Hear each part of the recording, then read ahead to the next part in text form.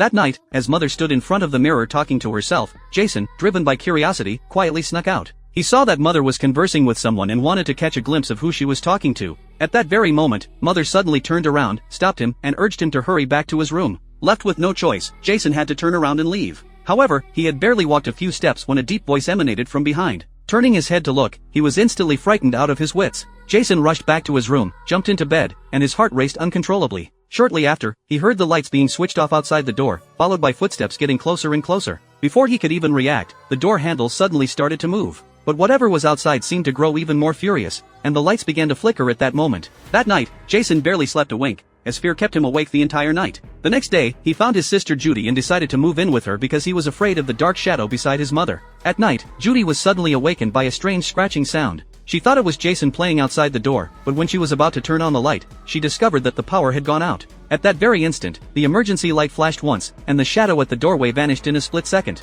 Judy's heart instantly became alert, and all sorts of unease flooded her mind. She looked around and suddenly noticed the light switch. She dashed over and successfully turned on the light. After a thorough search and confirming that no one was there, she breathed a sigh of relief. But the uneasiness in her heart persisted. Her makeup was already ruined from the fright. She had wanted to go to the bathroom to wash her face, but suddenly heard a noise coming from the side. Judy held her breath and walked over softly, only to see Jason still fast asleep in bed.